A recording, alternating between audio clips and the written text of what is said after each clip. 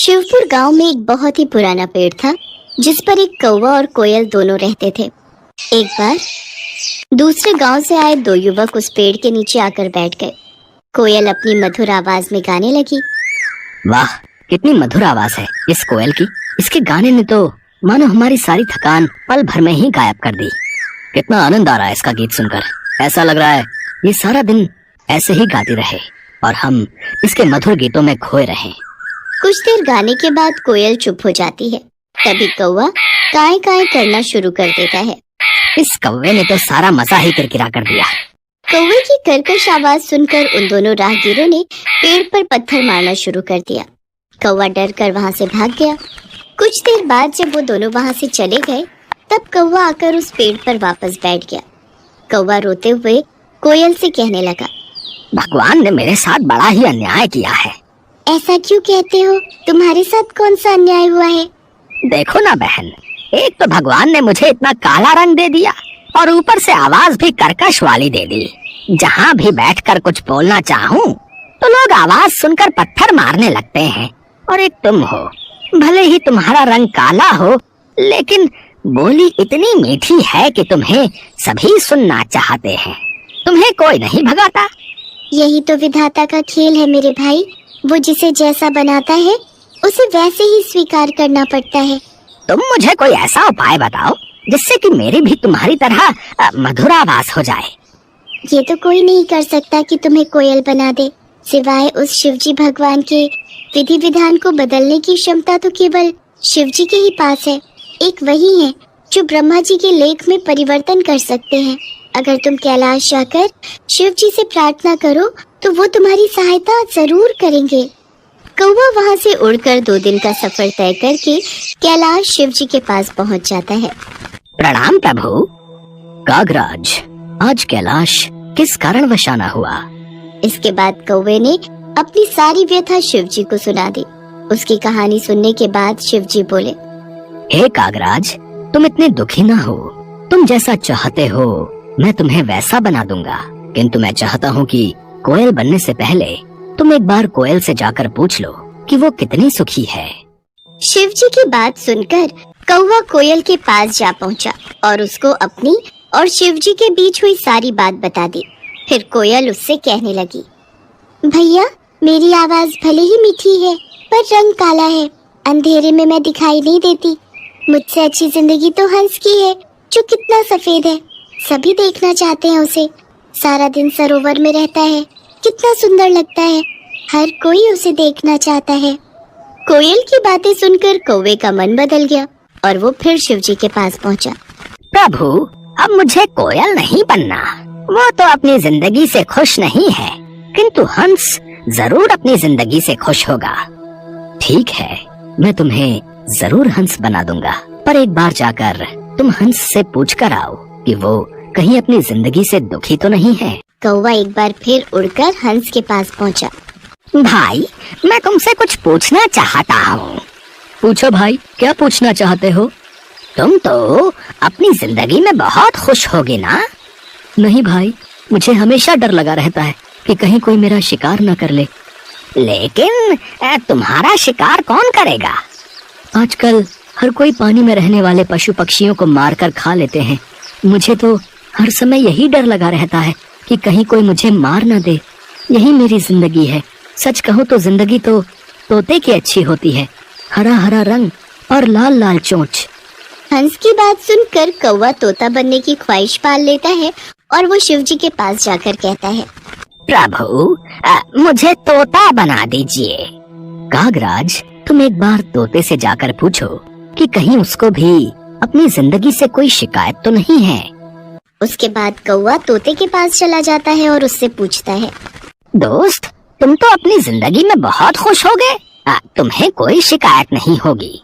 तुम अपनी इस चोंच से स्वादिष्ट खाना खाते हो। हरा हरा सा खूबसूरत रंग है तुम्हारा। लाल लाल सुंदर सुंदर चोंच है तुम्हारी। देखने में कितने सुंदर हो। सब लोग तुम्हें मिट्ठू कहकर बुलाते हैं। दोस्त, मेरी सुंदरता ही तो मेरी जान का कारण है। मुझे हमेशा डर सताता रहता है कि कहीं कोई मुझे पकड़कर पिंजरे में ना बंद कर दे, मेरी आजादी ना छीन ले। असली सुंदरता तो मोर के पास है। सुंदर सुंदर पंख, और जब वो नृत्य करता है तो कितना सुंदर लगता है। तोते की बात सुनने के बाद कौवा शिव जी के पास गया और बोला, अब प्रभु, ना ही मुझे हंस बनना है और ना ही तोता। कृपा करके मुझे मोर बना दीजिए। मोर तो अपनी जिंदगी से बहुत खुश होगा।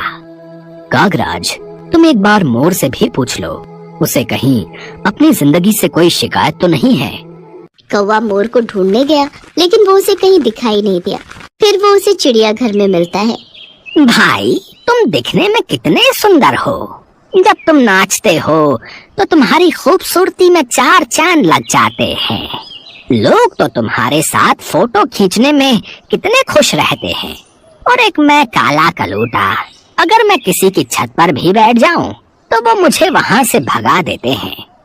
अरे काहे की सुंदरता, इसी सुंदरता के कारण तो आज मैं पिंजरे में कैद हूँ। अगर बाहर रहता हूँ तो हर समय डर रहता है कि कब न जाने कौन आकर मेरे पंख नोच ले, कहीं कोई मेरा शिकार न कर ले। सबसे अच्छी जिंदगी तो तुम्हारी है, ना ही तुम्हें कोई पकड़ता है और ना ही तुम्हारा शिकार करता है। अपनी आजादी में रहते हो, लेकिन फिर भी न जाने क्यों तुम्हें खुद से शिकायत रहती है कि तुम्हारा रंग काला है और आवाज बेकार है। सच कहूँ तो यही तुम्हारा सुरक्षा कवच है। मैं तो ईश्वर से प्रार्थना करता हूँ कि अगले जन्म में मुझे कौवा ही बनाए। मोर की बातों को सुनकर अब कौवे को समझ में आ चुका था कि ईश्वर वही करता है जो तुम्हारे लिए अच्छा होता है, ना कि वो जो तुम्हें पसंद हो। ये सोचकर कौवा फिर शिव जी के पास पहुंचा और कहने लगा, प्रभु, मुझे ना तो तोता बनना है, न कोयल, न हंस और न मोर। मैं जैसा हूँ मैं वैसा ही ठीक हूँ प्रभु। शिव जी उसकी बातें सुनकर हंसते हैं और कहते हैं, कागराज, यही तो मैं तुम्हें समझाना चाहता था।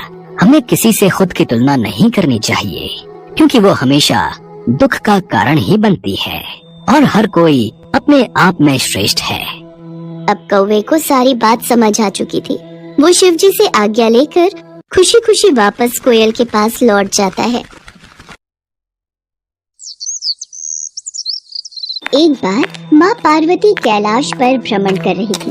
तभी उनकी नजर पृथ्वी लोक पर पड़ी। सेठ जी, ये माल गाड़ी में से उतार दिया है। ये ले, तेरे आज की कमाई के 200 रुपए। पूरा दिन मेहनत करके सिर्फ ये 200 रुपए ही कमाई हुई है। अब इसमें से 50 रुपए दूध के, 50 रुपए सब्जी के, बाकी बचे 100 रुपए जो पूरे 3 दिन चलाने हैं। हाँ, ये हो गए पूरे 50,000 रुपए। इन्हें तिजोरी में रख देता हूँ। नहीं भैया, ये बहुत महंगी साड़ी है, कोई सस्ती सी दिखा दो। हाँ, ये 150 रुपए वाली ठीक है। भैया, ये तीनों साड़ी पैक कर दो। ये लो 5,000 रुपए। माँ पार्वती गरीब और अमीर दोनों को देख रही थी। आखिर जिसे जो चाहिए उसे मिलता नहीं, और जिसके पास पहले से हो उसे और मिल जाता है। इस प्रश्न का उत्तर तो महादेव ही दे सकते हैं। धरती का ये नजारा देखकर माँ पार्वती भगवान शंकर के पास जाती है। महादेव, मैंने देखा है कि धरती पर जो व्यक्ति पहले से ही गरीब और दुखी है उसे और ज्यादा दुख मिलता है, और जो सुख में है आप उसे दुख नहीं देते। ऐसा क्यों? भगवान, ये आपकी कौन सी लीला है? देवी पार्वती, इस बात का उत्तर जानने के लिए आपको हमारे साथ धरती पर चलकर वहाँ के प्राणियों का हाल चाल जानना होगा। वहीं इस प्रश्न का उत्तर आपको प्राप्त होगा। भगवान शिव के कहे अनुसार कुछ समय बाद माँ पार्वती उनके साथ मृत्युलोक में प्राणियों का हालचाल जानने के लिए चल पड़ी। तभी रास्ते में उन्हें एक गरीब पति पत्नी जाते दिखाई दिए। और मिला, कुछ समझ नहीं आ रहा, हमारी गरीबी के दिन कब दूर होंगे। वो चंदन ने फिर एक नई जमीन खरीद ली। सबका भाग्य एक सा नहीं होता है जी। उसके भाग्य में अमीर बनना लिखा है, हमारे में नहीं। भगवान की इच्छा होगी तो हम भी अमीर बन जाएंगे। पता नहीं कौन से पिछले जन्मों के कर्मों की सजा भुगतनी पड़ रही है। न जाने कौन से बुरे पाप किए थे। हे महादेव, आप इन दोनों पति पत्नी को कुछ ही पलों में अमीर बना सकते हैं। मेरे कहने पर आप इन्हें अमीर बना दीजिए। ये बेचारे कितने दुखी हैं। देवी पार्वती, इन दोनों के भाग्य में अभी अमीर बनना नहीं लिखा है। महादेव, जब हम इन्हें धन दे देंगे तो इनकी गरीबी दूर हो जाएगी, फिर ये भी अमीर और सुखी हो जाएंगे। कृपया करके आप इनकी मदद कीजिए प्रभु। देवी पार्वती, मैं तुम्हारी इच्छा अनुसार इन्हें धन प्रदान कर देता हूँ, पर उसका मिलना या ना मिलना कर्मों पर निर्भर करता है। पार्वती जी के कहने पर भगवान शिव ने सोने की अशर्फियों से भरी एक पोटली उस रास्ते में डाल दी। पोटली से कुछ दूरी पर उर्मिला की नजर गुजरते हुए एक अंधे व्यक्ति पर पड़ी।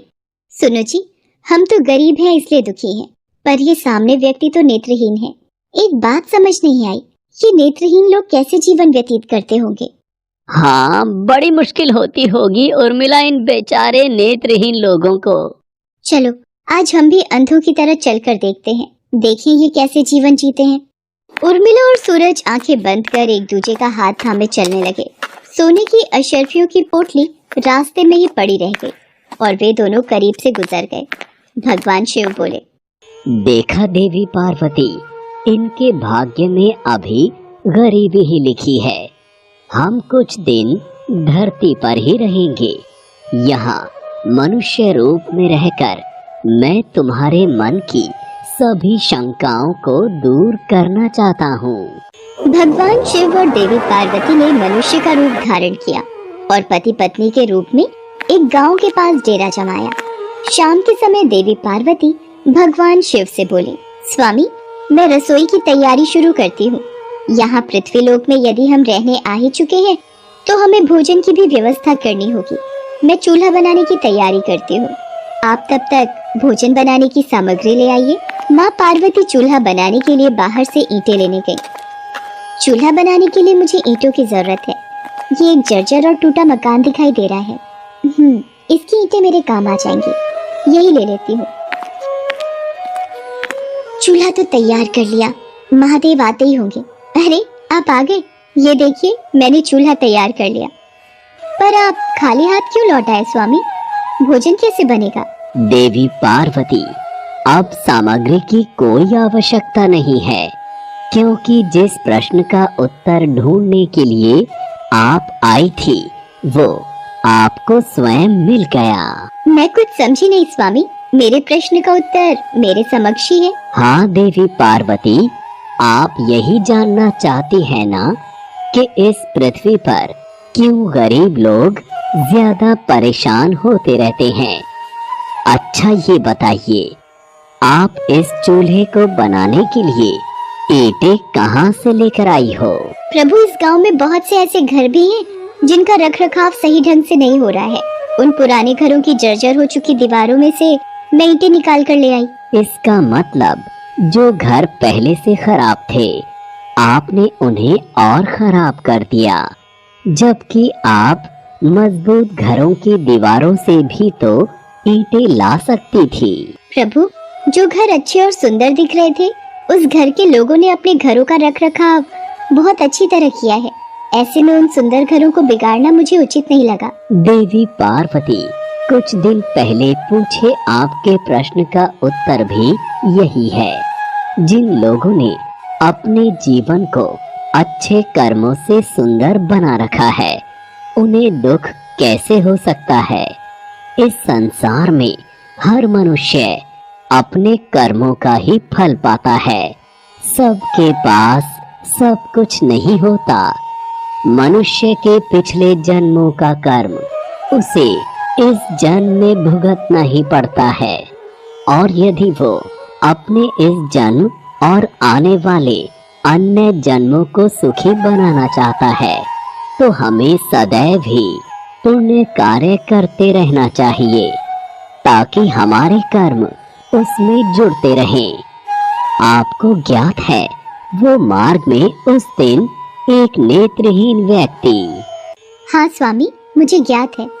वो देखिए देवी पार्वती, उसके पास धन दौलत ऐशो आराम की कोई कमी नहीं है, परंतु उसकी आंखों का इलाज नामुमकिन है। ये उसके पिछले जन्म के कर्मों से जुड़ा है।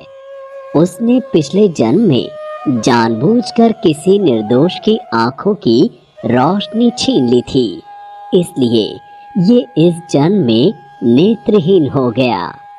पर इसके कुछ पुण्य कार्यों की वजह से ये अमीर बना।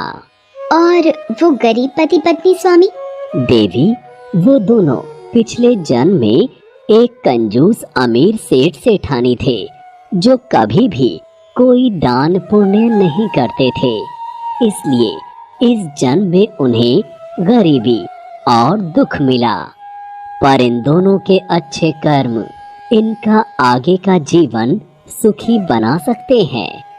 इस पृथ्वी पर कोई भी मनुष्य पूरी तरह से सुखी नहीं है देवी। हर मनुष्य के पास कोई न कोई दुख और समस्या है। मुझे उत्तर मिल गया है स्वामी। इस पृथ्वी पर सुखपूर्वक जीवन यापन करने के लिए मनुष्य को अपने द्वारा अच्छे कर्म करने चाहिए, ताकि उसे उसके पिछले बुरे कर्मों का फल न भुगतना पड़े, और फिर अपने प्रश्नों का उत्तर पाकर देवी पार्वती भगवान शंकर के साथ अपने रूप में आकर कैलाश वापस लौट गईं।